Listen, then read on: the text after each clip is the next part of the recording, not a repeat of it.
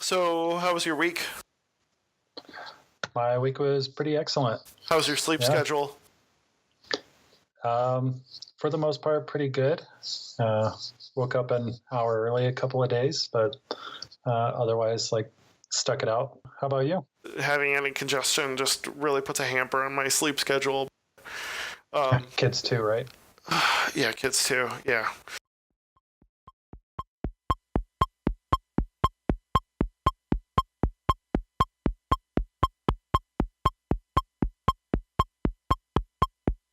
So, yeah, it's getting there. I think one thing that I've really taken advantage of, I think I mentioned this last time, I'm going to put some links in the notes, is I've been using a couple of apps on my watch and my phone that have really helped me. The first one that I started using was Sleep Cycle.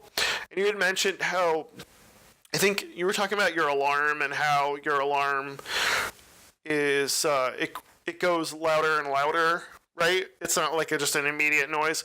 So what's nice about Sleep Cycle and Pillow, the other app that I actually have switched over to, is Sleep Cycle uses a microphone to tell when you're more awake, and so it turns on the alarm within a 30-minute range.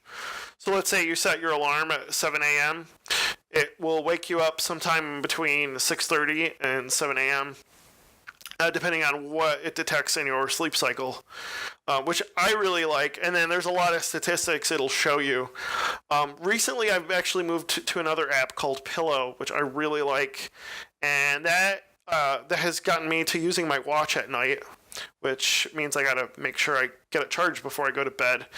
But that will use the heart rate monitor as well as the microphone, I think on either the watch or the phone, to detect your sleep cycle and wake you up at the right time. And that's really been interesting because it breaks things down based on deep sleep, light sleep, REM, awake time, and all that stuff. And you can tell your heart rate as you sleep. You can tell how loud you are. It records all my snoring, which is really scary. But yeah, so those are a couple of things I wanted to put in the notes to share with our audience if they're really interested in hacking their sleep, so to speak.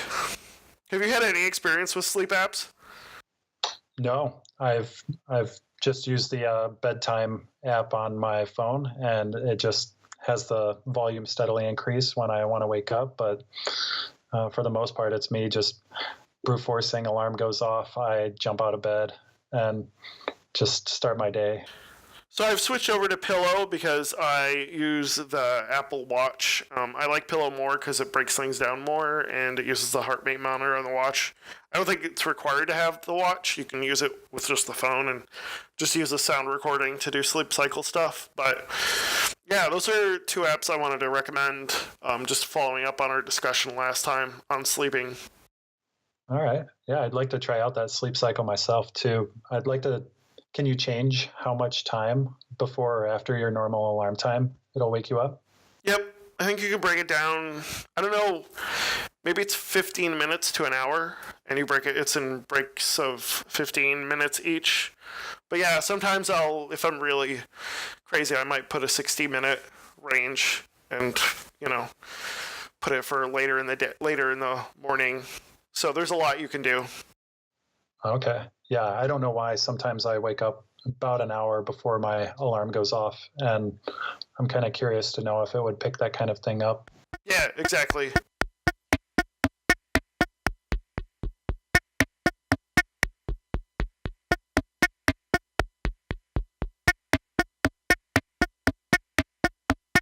So, Eric, recently I just watched this YouTube video by Hank Green, and I'll have a link in the notes.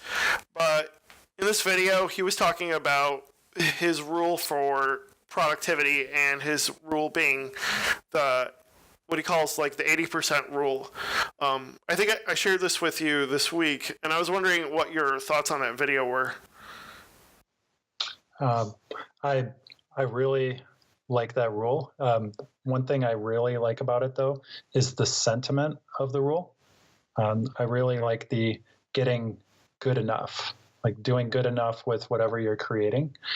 Um, I do have thoughts on calling it the 80% rule. That always kind of messes me up because it kind of feels like a metric, right? Like, how do you even know what 80% is and when to stop that? But it's more about the spirit of the 80% rule, instead of just like measuring what you're doing and then stopping when you're 80% of the way to like what the perfect solution would be. Does that make sense? Yeah, I think so. I've heard 80% used often to describe things, and the idea being more than just three quarters, but less than 90%. So it's a good indication to me. One thing about that video, and definitely you should check it out, is the Venn diagram. Well, it's not a Venn diagram so much as a target board that he uses. Okay, so he said in the video that there's a target that you're always trying to reach of 100%, but in fact, a lot of people's experiences with your video or whatever piece you're working on, your essay, your podcast, everybody has a different experience. So their idea of perfection is going to be different. So what he did is he kind of showed like it's not so much a target as being multiple targets being blurred all together. And so you may think that you get to perfection, but in fact, you may only get to perfection for you or perhaps one of the folks in your audience. Instead, what he says is you want to get in that blur of the middle, and hence that's why I think he's using the term 80%, is like you can get to the center of the target, but you're just going to burn steam, you're going to be burning calories and not really like getting anything better, because in fact you want to be just within the wider range of the bullseye and not so much the exact center. So what are some ways that you can tell when you've reached that 80%, and when can you tell when you're wasting time? The example that I'm thinking of right now is when I'm working on graphics. I'm not a graphic designer by any stretch of the imagination, and typically when I want to work on something and I try and get it to the quality that I expect of myself, I tend to steer towards that like bullseye, like just keep working on it. But recently I've discovered a couple of cool ways to help get me over that. One of them is to actually just try switching mediums when I think something is pretty close. Like if I feel like I'm onto something, then switch to a different medium. So the example is like if I'm making a new logo, I will start sketching it with a pen or a pencil on a sheet of paper, and I will just do as many ideas to get it out there, and then I'll show it to some friends. I don't know. I might have done this with you, where I just draw some stuff out and then post a bunch of different ideas, and then let people say what they think. And then when I get a good feel, I'll actually take that snapshot, pull it into Inkscape, and then I will just draw over the top of it and get it really close. And then I call that good. It's funny you're talking about that, and I've read some articles about this, especially with startups, how people will waste time. This is more probably a problem with having too many choices, but people waste a lot of time trying to make decisions, and they get a plethora of choices that more confuse them than necessarily get them to perfection. And like, I think when we started working on this podcast, my thing was more about getting closer to doing what we're essentially doing right now, recording, as opposed to spending way too much time with like a logo or a font and the kind of stuff that we find fun to do. Because it is fun, right? Like, it's fun to do graphics and do things like that, because then you really get to create something. But like in the end, like, it's more getting that 8% of the core product done than it is spending time looking through fonts or choosing a color theme or things like that we all want to do, but we know in the end doesn't, like, it can only get so good, right? Like, there's definitely, you can be wrong, and you don't want to be wrong. I'm not saying that, but you at least want to be, in that 80% range. And just getting there, and then once you're there, just say, okay, that's enough, let's move on. And nothing's written in stone. I think people have to understand that if you ever want to look at some stuff that's embarrassing, look at some old logos and how awful they used to be, and then it'll give you an idea of that nothing is permanent and nobody remembers any of those old logos or anything like that. Yeah, I think logos are an especially good example. Creative types of products or projects in general, I think you can apply the 80% rule to those really well. If you're drawing or making music or something like that, there's an idea of like, this is pretty close. Let's call it good. And you can always come back to it. I mean, especially in the digital age, logos, like you can always update your logo. I know of some companies who it's almost like they systematically do it. Like they want to come back to their logo every few years just to freshen it up a little bit. Yeah, I agree. I agree with that. Cool. There are some areas where I feel like 80% rule maybe isn't ideal. I think any areas that involve like a mission critical system, like something that involves people's health or safety, or just like well-being, or you need it to function, like the roof of your house, for example. Like you don't want to just cover 80% of the roof. That'd be a big problem. Same with like self-driving cars. Like there's that's a big thing right now. Lots of companies are pouring tons of resources into self-driving cars, and you don't want them to function well 80% of the time. I mean, the goal is to actually have them work better than humans do, which I haven't actually looked at the stats, but I hope and like to think that 80% of the time I'm on the road, that I'm doing an effective job. Right. I mean, I'm certainly not crashing, but I feel like I'm staying between the lanes, the lines on the road. I mean, pretty close to 100% of the time. And I would expect self-driving cars to be able to do the same. Yeah, I agree.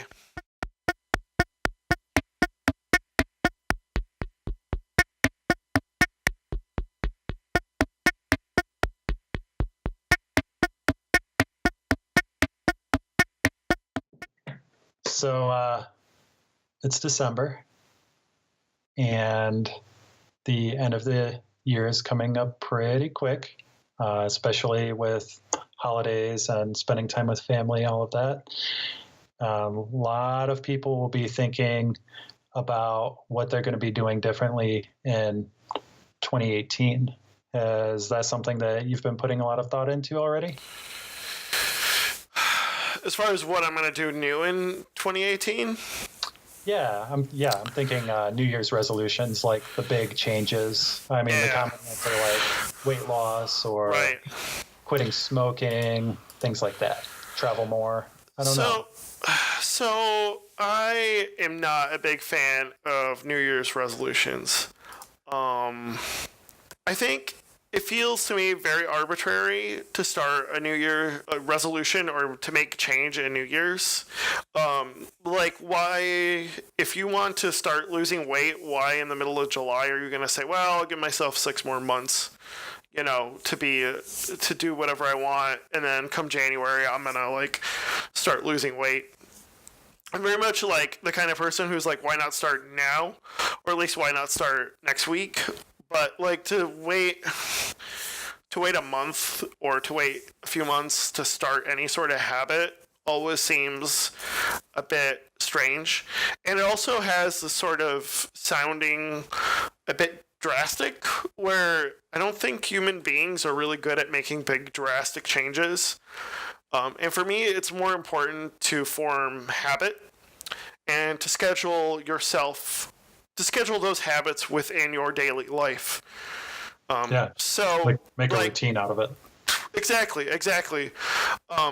So you don't, like, if you want to lose weight, don't have junk food around the house. Like that, it's that simple. Or don't, like, schedule time to go walking. But if you're going to be like, oh, I'm going to start January 1st going to the gym and running for 45 minutes, like, You're not. It's not gonna. Even if you do it, it's not gonna last. It just won't. It was always humorous, like having. I've had memberships with various gyms and stuff, and it's always funny how like January the place gets completely packed, and then by mid-February it's back to the way it was. And I find that really humorous because it's like always a cycle every year of these people who just come to the gym and then like they pay their $10 a month, sure, but they never come once February or March come around. So I'm against drastic changes. I'm against arbitrary beginnings to goals. I'm not against change or forming new habits or scheduling that or making routines that improve your whatever goals you're trying to do. Does that make sense? Yeah, I agree with some of that. I really like the part where you said, like setting yourself up for doing this big change, 1 month out or 2 months out. You're kind of setting this deadline, and until then, you're kind of giving yourself this this excuse, like, oh, I'll take care of it January 1st. January 1st, I don't have to worry about it today. I don't have to think about it. I don't have to think about it. And then January 1st is there, and then boom, suddenly you've got this big thing that you've got to deal with. Exactly. It's like, how do you wedge that big change into your life? I think that might be an area where a lot of people are like, okay, gym membership, let's do this. And then you get in, and then the rest of your life is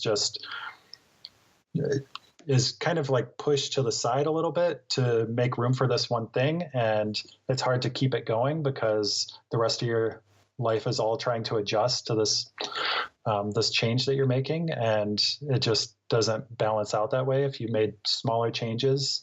I like what you're saying with that. I'd have to think a little bit about whether I agree that big changes are generally not, well, you didn't say they weren't good, but people have a hard time with them. I've definitely had some struggles, but I tend to iterate. So I'll make a big change, and if it doesn't go well, then I'll try and assess, like, what did I do wrong or where did I go wrong, and figure out how I can do it better. But always with that mindset of, like, how can I make this part of my routine? I think you were onto something right there.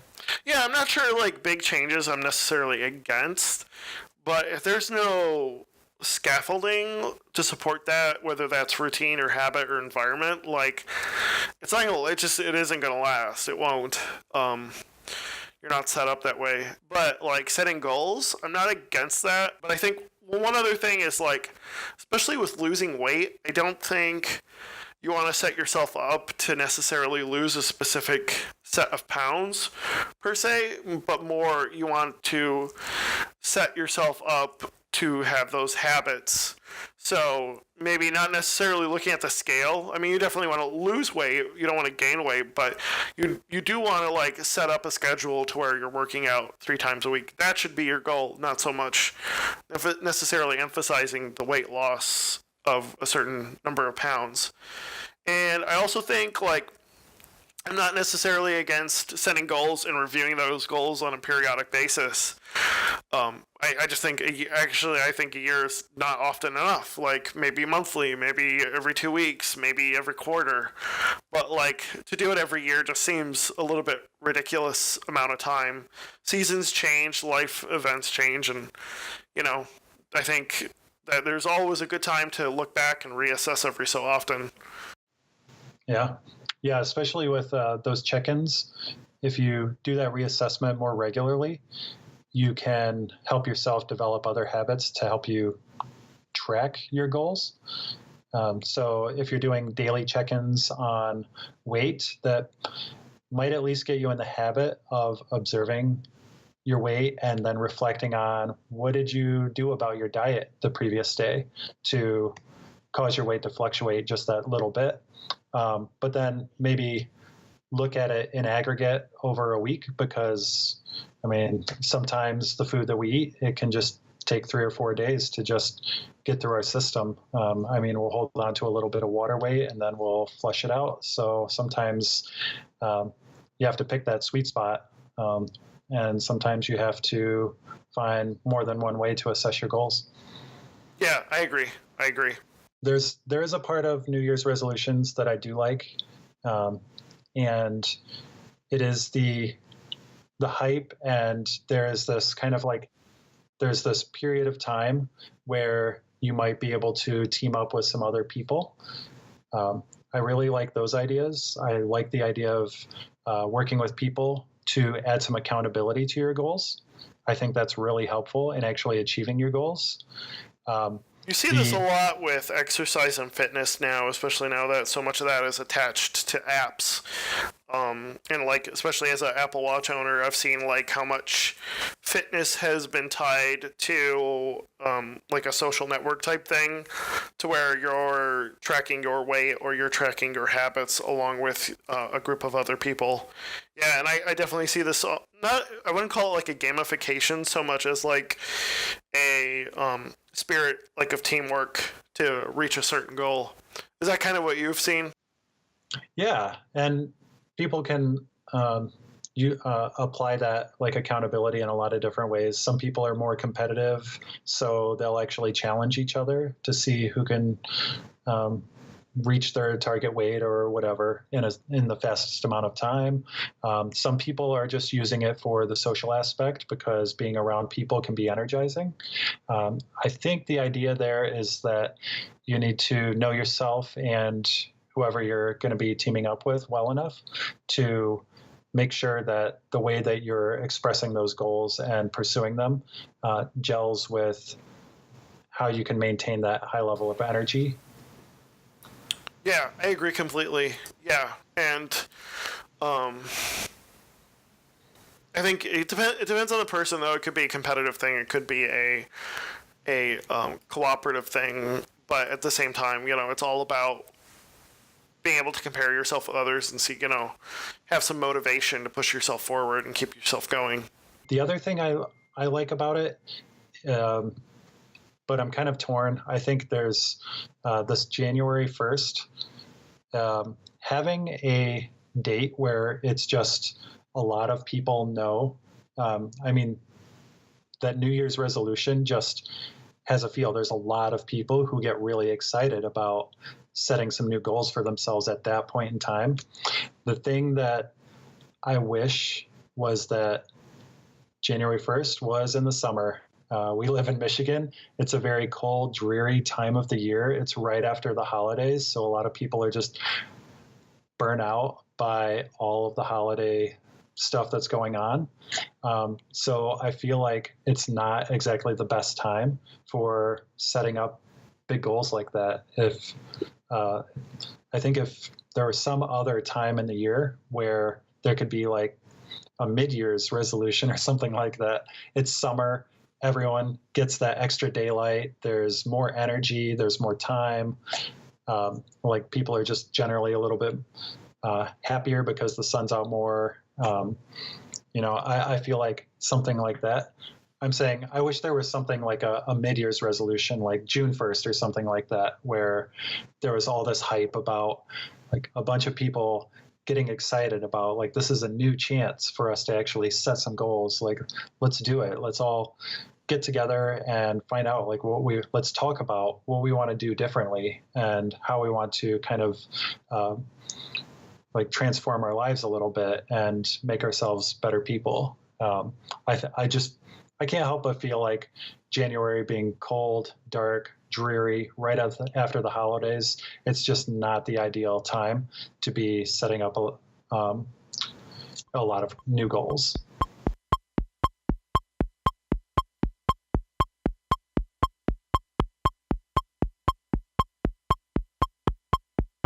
Yeah. So can I ask you a slightly related question? Yes, absolutely.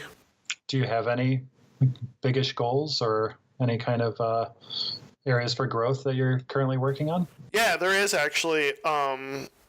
So ironically enough, it's like creating more things per se. So that would be writing, audio, video. Those are what's kind of important to me. And also, I think that's my big goal. And part of that is scheduling time within my week, because as I try to do that goal, I try to make that actually happen. I found that there is not more than 24 hours in a day. So unfortunately, what I need to do is either cut things out that I need to do or cut things out that I want to do, and I need to make that sacrifice if I'm going to make that happen. So that's kind of part of my goal, per se, that has been long going. And part of how I do that is I actually schedule time in my calendar to achieve those goals. And if something may come up that may conflict with that, I either say, I have to sacrifice one thing or I have to sacrifice the other, and I need to make that decision and just reassess. And so that's kind of what I do. Does that make sense? Okay. Does that answer your question? It does. Yeah. Yeah. So what I'm something that I kind of gleaned from that was that there's this element of prioritization as well. So you kind of have to think about the priority of your goal and how it's going to actually fit into your schedule. I think that goes back to New Year's resolutions. You have to put some thought into how your goals are going to fit into your schedule and how big of a priority they are when other things inevitably come up, so that you don't derail your progress. Right.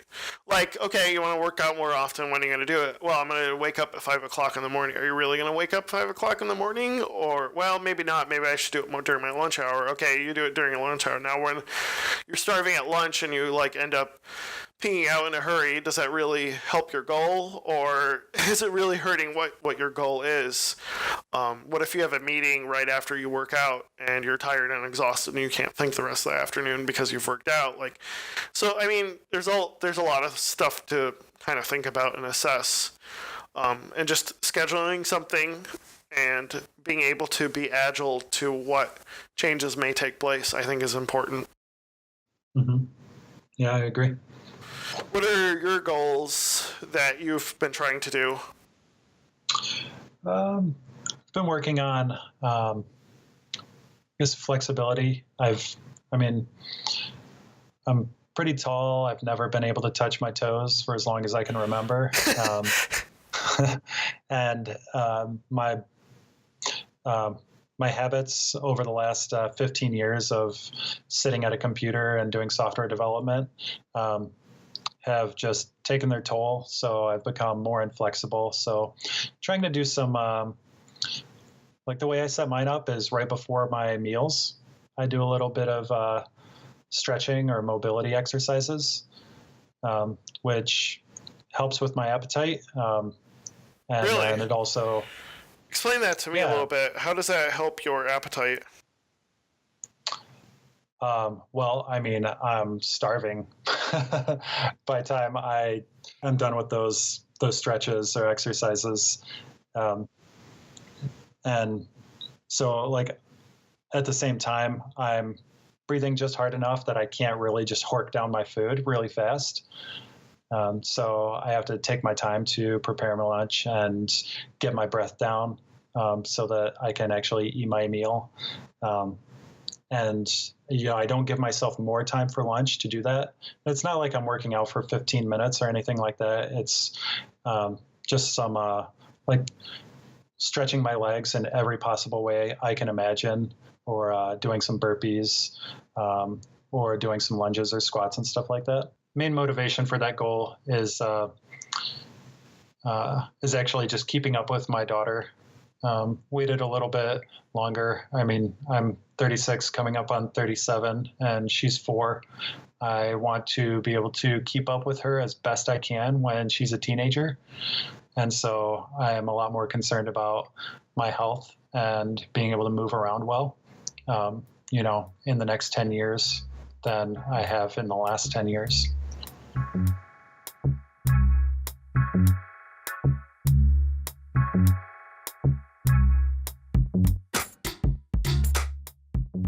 Thank you for listening to the OK Productive podcast with Leo, Dion, and Erik Gillespie.